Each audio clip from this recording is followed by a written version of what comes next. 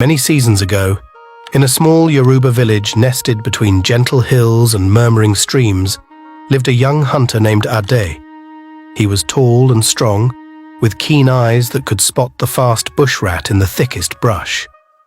Ade spent his days roaming the forests in search of game to feed his family, a humble clan of weavers and farmers. One hot afternoon, as Ade checked his traps along a winding forest path, he heard faint whimpers coming from a thicket up ahead. Pushing through the scratchy branches, he discovered a tiny mewling baby, an infant girl with skin like polished ebony and wide, wondering eyes. She had been abandoned there, wrapped in a scrap of cloth. Ade's heart flooded with pity for the helpless babe. "Little one, the gods must have led me to you for a purpose," he whispered, lifting her into his sturdy arms. "I shall take you home and raise you as my own." And so Ade brought the foundling back to his village and named her Abebi, meaning, "We asked for her, and behold, we got her." His relatives welcomed the orphaned girl warmly, marveling at her mysterious origins.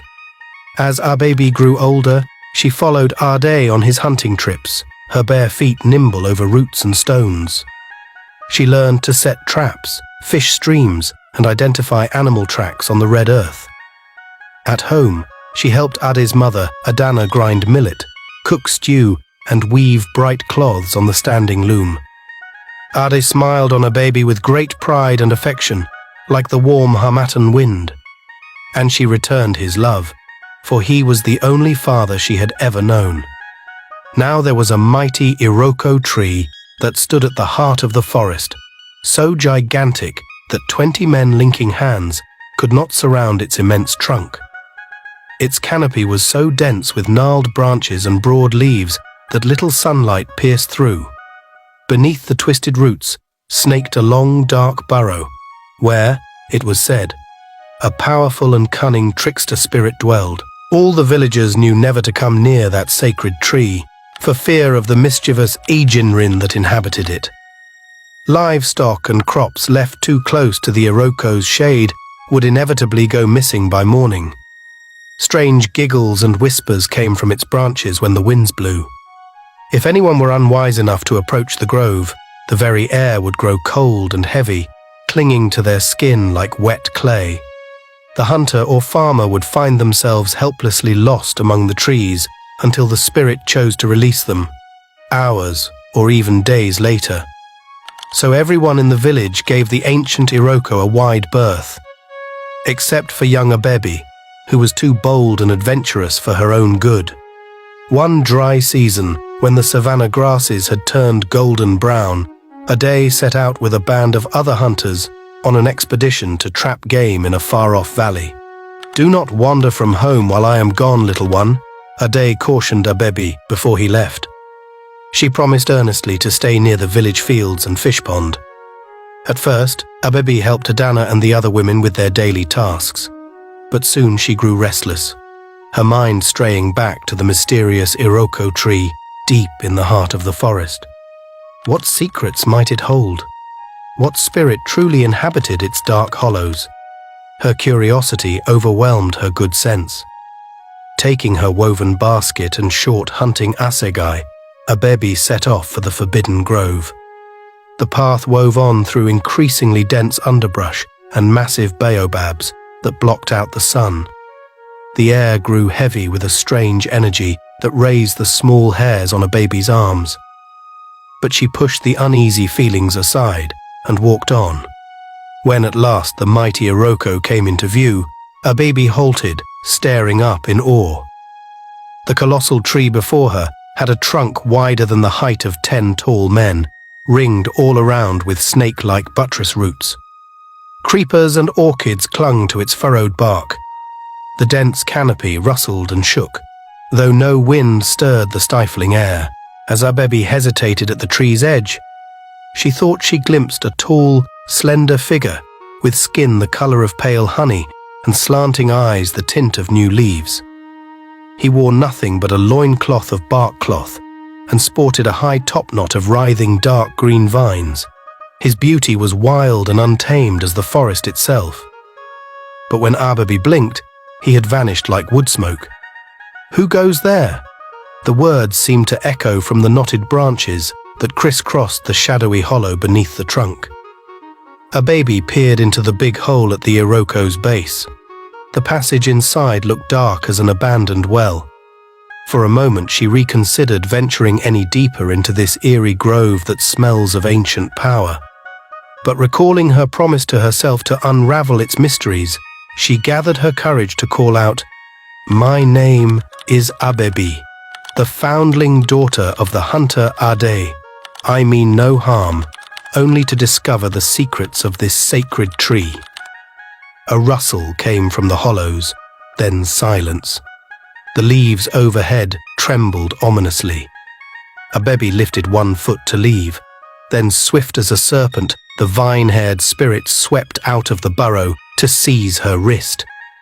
His hold was gentle, yet unrelenting as sapling roots. Abebi struggled to pull free, but he only smiled with teeth sharp as thorns. "Why do you trespass in my dominion, little mortal?" the Ejinrin demanded, in a voice that echoed with the creaks of swaying boughs. "You are forbidden here in my sacred grove, and yet perhaps I shall make an exception." He drew closer. In his oblique eyes swirled the shades of moonlight filtered through forest canopy. The rich loam scent of his skin made Abebi's pulse race nervously, but she refused to show any fear. "You have spirit? I like that," purred the Ejinrin.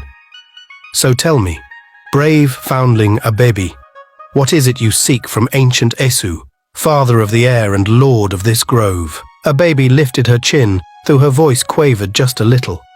"I wish to know your powers, Sky Father, and why you play such tricks on mortals who stray too near."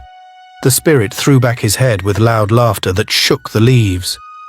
"Ah, ever the bold hunter's daughter. Very well." He loosened his grip, only to grab Abebi's other wrist, pulling her toward the shadowy burrow beneath the roots with preternatural strength. She yelped and writhed in protest. "Wait! Don't take me down there, I beg you! Please let me go home!" "You dared trespass here seeking answers," Isu countered slyly. "So it is only fair you must now descend with me and face the truth." Before she could cry out again, he drew her swiftly into the dark hollow. Roots snatched at Abebi's waist and limbs. Her desperate struggles failed to break his vise-like hold. The faint glow of daylight soon faded entirely, leaving her blind and disoriented at the mercy of the unpredictable Ejinrin lord. At last, Isu released her so abruptly, she lost her balance and tumbled to the ground with a thump. Cold, packed earth met her groping palms. Somewhere nearby, she heard the trickle of underground water. The air pressed upon her with primordial antiquity. "Where am I?"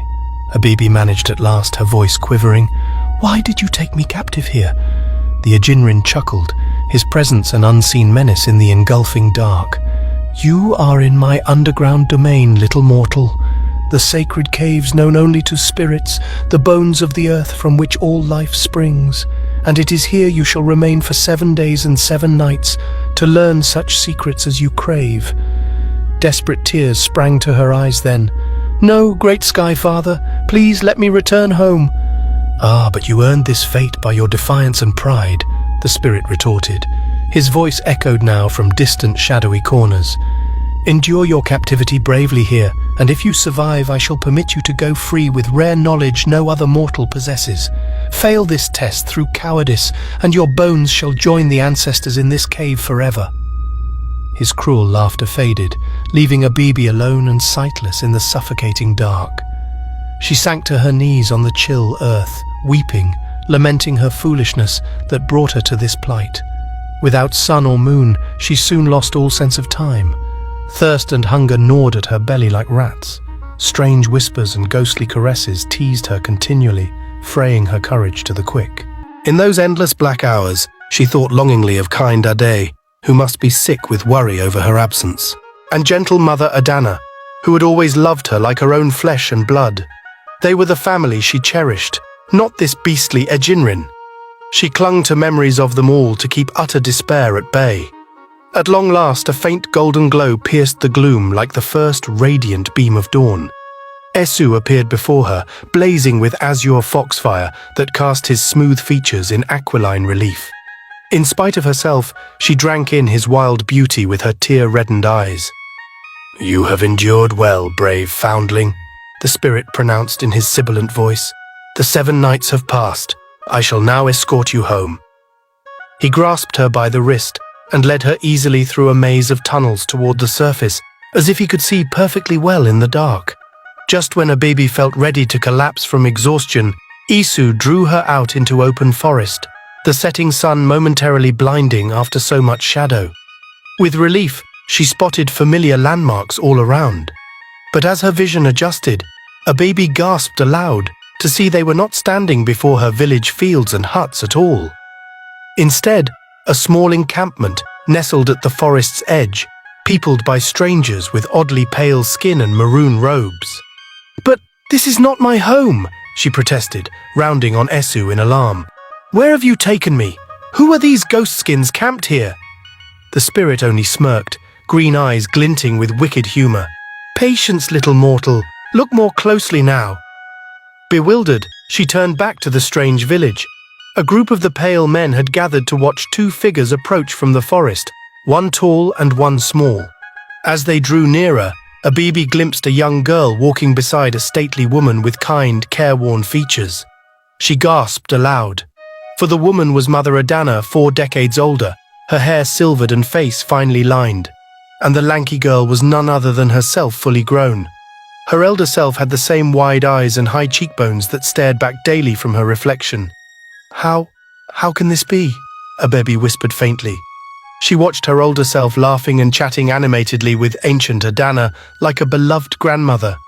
They carried baskets brimming with mushrooms and herbs toward an iron cooking pot where other village women gathered. "Ah, but it is no enchantment," Isu murmured in her ear, reading her thoughts. "I have simply brought you 40 years into the future, little one. It is one of my better tricks." He gave a wild, fey chuckle. Abebi's head swam. She leaned heavily on Isu's shoulder to keep from swooning outright. As she watched her future self move easily among the strange ghost men, her thoughts raced wildly. "The pale foreigners," she muttered. "There was a legend that many seasons after I was born, they arrived on the shores in great seafaring vessels, and they traded tools and cloth for our land and people." "Just so," confirmed Isu with a rueful twist of his mouth. "And see there, Abebi. In the future you returned at last to your true ancestors. Your destiny lies in this very grove, as guardian of the Iriko's secrets." He pointed one long ink-vine finger toward her older self. Abebi peered closer at her wild bush of curls and gasped aloud to see a wreath of orchids and liana vines nestled amid the black spirals. Just then, her future self glanced their way with a merry grin, her dark eyes aglow. For an instant, Abebi saw through the disguise of wrinkles and time to glimpse a face identical to her own, only wiser, with a guardian's ancient laughter in her eyes. I can see the sacred spirits," Abebi breathed, "and I live among the pale men without fear." "Their world shall shape and engulf yours with change beyond reckoning," Esu intoned gently. "But untold seasons from now you shall still stand tall as guardian of my grove when all else has passed away." He turned to her then with a fiery brilliance that stole her breath. "And so I seal my covenant with you, foundling mortal. When you inherit your destined mantle decades hence, you shall master the secrets of leaf and vine and root. You shall commune with sacred spirits and command unseen forces of the wild earth itself to work great magic. If ever your mortal people cry out for a champion against the tide of change, you shall answer their call." Awe flooded Abebi's soul as Asu's proclamation echoed in the depths of her spirit like a marriage vow. The leaves overhead trembled as if in affirmation. Then the azure glow faded, and she found herself blinking up at the simple village huntsman Ade, his careworn features swimming blurred through her tears. With a joyful cry, she fell into his safe, familiar embrace.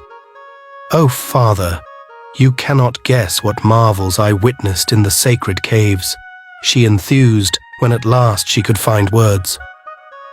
"I know now I am destined for wondrous things when I come of age." Bewildered yet gently smiling, Ade stroked her wild curls. There, little one. Your adventures can wait for the morrow." He lifted the exhausted girl in his strong arms. As Ade carried her back toward the glowing hearths of home, Abebi peered over his shoulder through half-closed eyelids toward the shadowy eaves of the forest. Was that sly Ejinrin Esu? She glimpsed floating between the branches, his form almost invisible save for the green gleam of his knowing eyes. Feeling her gaze, Esu raised one long, graceful finger to his lips and faded into the oncoming twilight. Abebi grinned to herself then, nestling into Ade's shoulder. For the Sky Father and she shared a secret now, known only to the sacred spirits, and the ancient Iroko that stood tall keeping watch over its hidden grove. If you enjoyed this story, support our channel by giving this video a like. Share with your friends and subscribe to our channel for more videos like this. Stay optimistic and see you next time.